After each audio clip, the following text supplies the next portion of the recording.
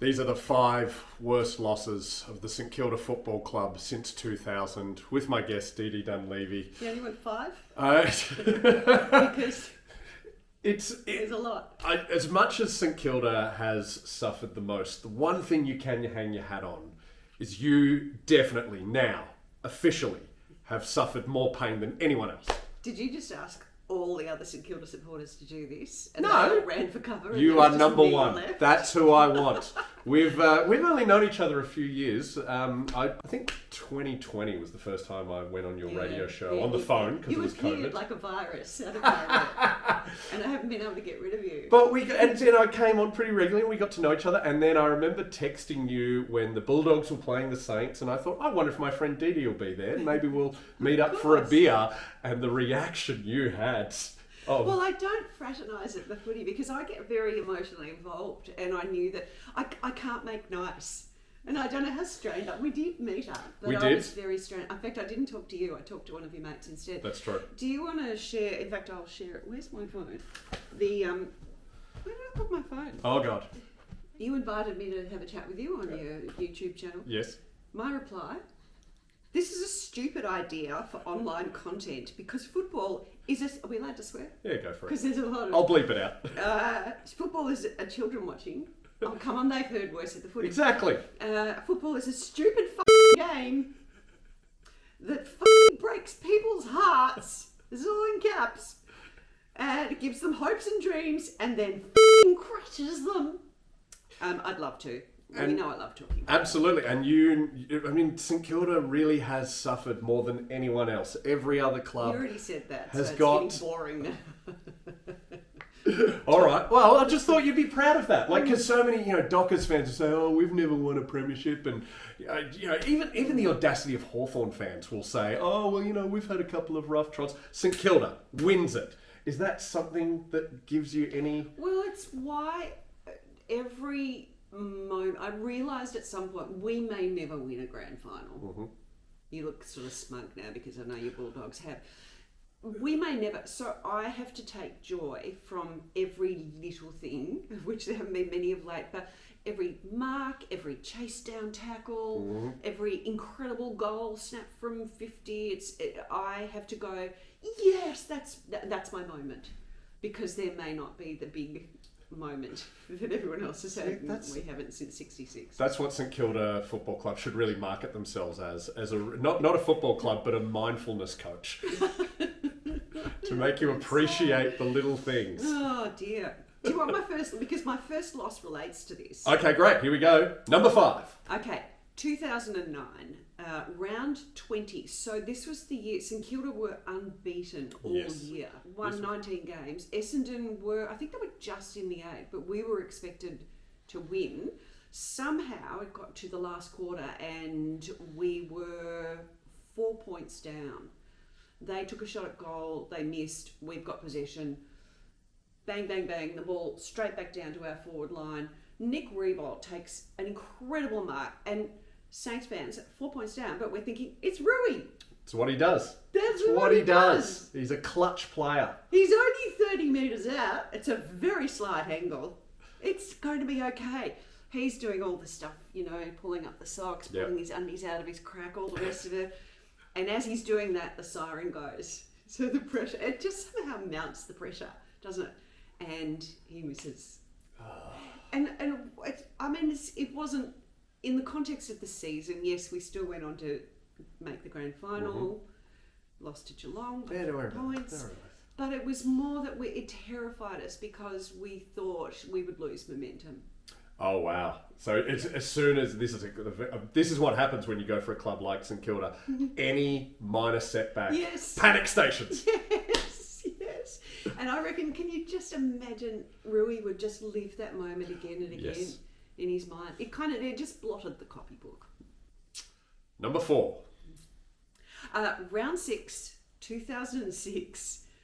There's going to be a theme of St Kilda playing awfully when we're not at Telstra Dome or Etihad or Love or whatever it's called itself. Yes, we're in Launceston, York Park, and we play Fremantle in a game that became known as Siren Gate. I love Siren Gate because I was overseas at the time, so I missed this. It's like this little footy nugget of history that I don't know anything about, even though it happened in my lifetime. Tell me about it from the Saints' perspective. It's I've rewatched it, and it still makes no sense. It honestly, it's the most confusing thing. So we'll go right to the last 8 seconds of the game.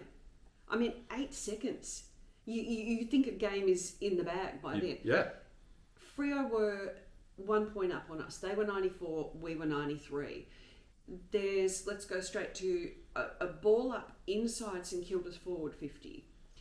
The clock is ticking down, and ball up. Nick Revolt punches the ball closer to our goals, and the clock has ticked down to 0, but play is still going on. Mm-hmm. So we're watching it at home. There's no time showing on the little thing up in the corner. You kept watching. You didn't turn it off in rage, losing by 1 point. That's good. Hey, you're maturing. There's another pile of players on the ball. At this point, though, the siren goes again. So apparently a fan threw an empty can of beer at the timekeeper's window to let them know that something was wrong. And so the timekeeper has blown the siren again.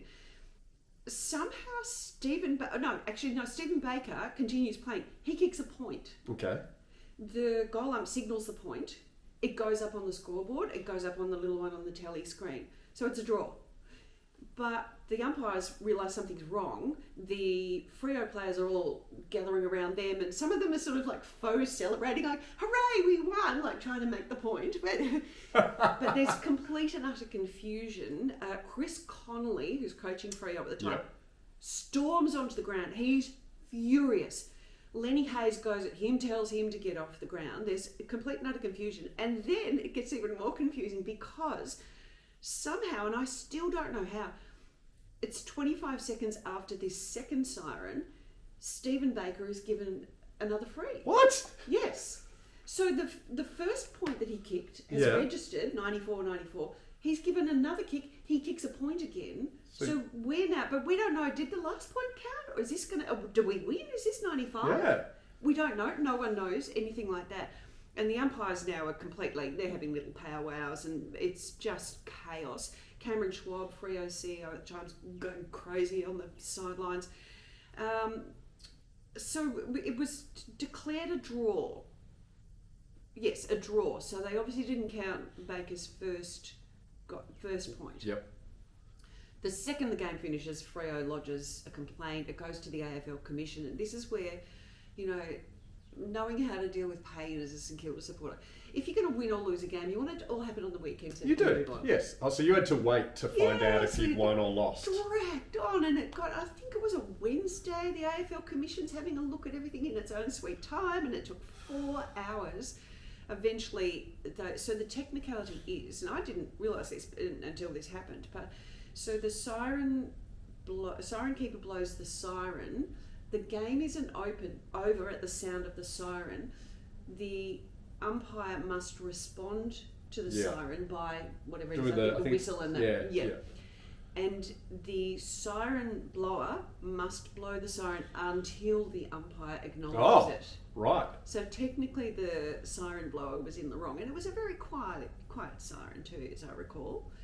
So they were given the win. Chris Connolly, normally if a coach ran on the thing, would be in a heap of trouble and get a please explain, but because it was ruled that technically the game was over, he was in the clear. So you got nothing? We got nothing. Freo got 4 points? Yes. Wow. I mean, neither of Baker's points were counted. They do always say that phrase, they find a way to lose. You are finding new ways. You are on the cutting edge. That's what we got at. I knew there was something. See? Yeah. We're trying to make you feel good about yourself, Saints fans. Number 3. 2015 round, can't remember, but I do remember. It's round 4. It was. St Kilda versus Carlton in New Zealand. Yeah, this was baffling. Any of these overseas ones, and I'm going to lump a few. I of them can sort of get China because that's a big market, and they. No, we'll get to China. All right. That was horrible too. So this was Carlton, St Kilda. I think we're doing reasonably well. Carlton weren't. Can I just fast forward through it because Absolutely. it was just the worst. They ended up beating us by about 40 points. We were up, I think at quarter time, we were 26 points up on Carlton. Right. They ended up beating us by 40 points. There was no one there. I think the crowd was like down at 12,000, something like that. And I don't understand why we were there. Why were we in New Zealand? It was Anzac, but yeah, no Kiwi cares about Australian rules football. Oh, maybe that was it. Maybe the Anzac thing. That's what they were trying to sell, but that is just ridiculous. With China, I don't understand that either. That was so weird, and they had to like send a little reconnaissance party beforehand, and everything was just strange. And this doesn't excuse the loss because Port, who we played, who thumped us, they had to go through all the same things, but there was like they had to pack all their little Vegemite and Vita-Wheat crackers and Milo and all their Australian foods to take with them. And when they got there was things like there was no open spaces for them to have a kick at the footy and get some fresh air or anything like that. You got to train in a capsule. Do you remember the stadium? Yeah, in Shanghai. It was so bizarre. It used to be a soccer pitch, but it looked like Lord Farquaad's castle in Shrek. So you just couldn't take it seriously. And it was like 28 degrees, and so many of the Saints players got sick beforehand. Oh, really? Yeah, they had to fly 2 players over the night before the game, just in case any more got sick. And someone pulled out with an injury. Can't remember who that was. Even the coach got sick, so it was just a disaster. St Kilda were just hopeless, and that was why Port beat us by 70 points. Oh. This is hysteria now. This is not a rational person. And I'm going to chuck into this, and I know it's not interstate, but it's a long way away. Cairns. Why? Ah, yes. Why did we? I've been to a game up in Cairns. It's a fun day out if you win. This was the most agonising game of football I've ever watched. Neither team, and again it was Port, neither team kicked more than 5 goals. We kicked 18 or 19 points. Yes. And they were almost as bad. And it was wet and it was slippery. It was horrible. It was worse than watching Oz kick. So all the overseas games that you Everything. lose. Did you ever win one? No. We all right, never it's won all in done. New Zealand. Yeah, hate them. Second worst loss for the St Kilda Football Club. No finals, by the way. That's the rule in my list. So, because We haven't got a lot of them to choose from. Oh, so you've that's okay. got a fair few against the Bulldogs. I'll tell you that much. But of home and away losses, what is the second worst? Dee-Dee Dunleavy. This was last year, round 21, I want to say. Last year, 2023. Yes. Wow. Okay, recent. Versus Carlton. Oh, they were annoyingly good that year. We had beaten them earlier in the year by 22 points. So I think both sides went in fairly confident because St Kilda had beaten Carlton before, and they had just beaten Collingwood. So everyone was up and about. Yeah, nice. And it was fairly evenly matched, I want to say. Like both teams were absolutely going at it. But at halftime we did have a lead. We were up by just over 20 points. Second half, they kicked 7-9. After halftime, we only kicked 1-4. Oh. And one of their goals, and this is just like one of those ironic things, because it was a player who, to that point, had not done a whole lot. Paddy Dow bobs up and kicks a crucial goal for them, and he's now playing for St Kilda. So I'm taking my time to embrace him. But yeah, they thumped us. It was more that it was a game that we didn't expect to lose. Yep. And we did, and it was to Carlton. Yeah, I mean, it's always painful when you go in optimistic and it takes it, but when it's against Carlton or one of those big clubs with their arrogant fans, arrogant. It just makes it so much worse. I like their colours though, that's the only thing I'll give them. I like navy blue.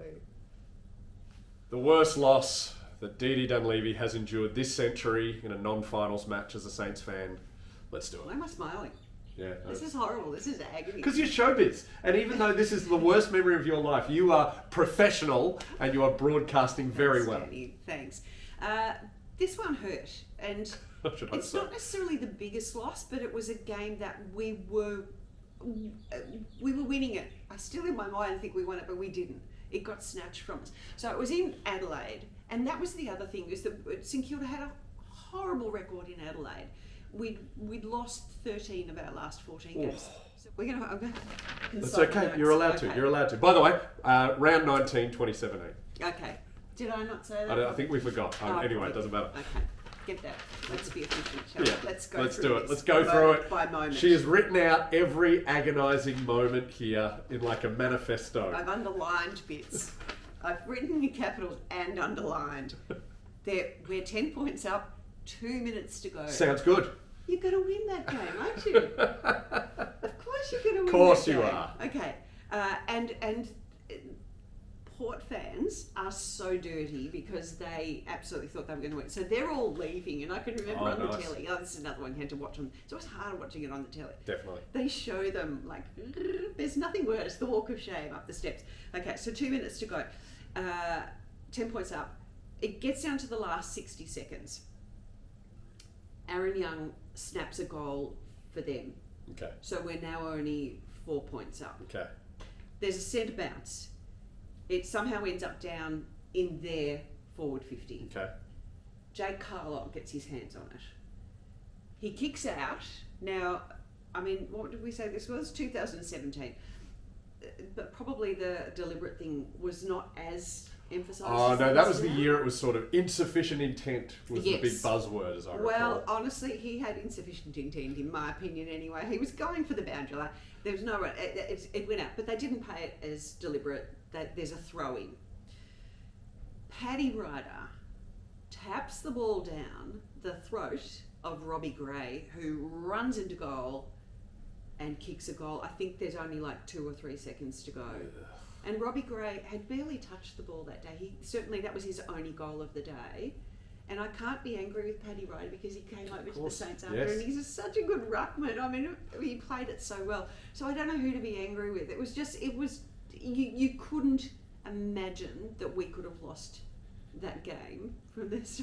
And this is a St Kilda support. I'm laughing because St Kilda fans can see defeat when they're 100 points up, and yet you still didn't see this one coming. Paddy Ryder had 45 hit-outs that day. Whoa. Was he up against an Oz kicker? Was that a typo? No, who was he up against in the ruck for us? I don't think it was Rowan Marshall. I can't remember who was rucking for us that day. It's all right. Well, I'll put a little factoid here. But they're dead to me, obviously. And that's Dee-Dee's list. I hope it wasn't too painful, St Kilda fans. Yeah, I know it was for you, but for you watching, and I'm sure you have opinions. I'm sure you've sat through many losses that you have felt strongly about. Let us know in the comments. What do you think is the worst losses of the St Kilda Football Club since the year 2000, or any classic ones? Just and like, subscribe, share it with your friends. Do it for Danny. Thank he needs you. help. You heal together, Support him. and He can't afford a jumper on a cold day. Help him. And when you see Dee-Dee at the footy, if you're a Saints fan, you give her a hug. And if you're not a Saints fan, you stay the hell away.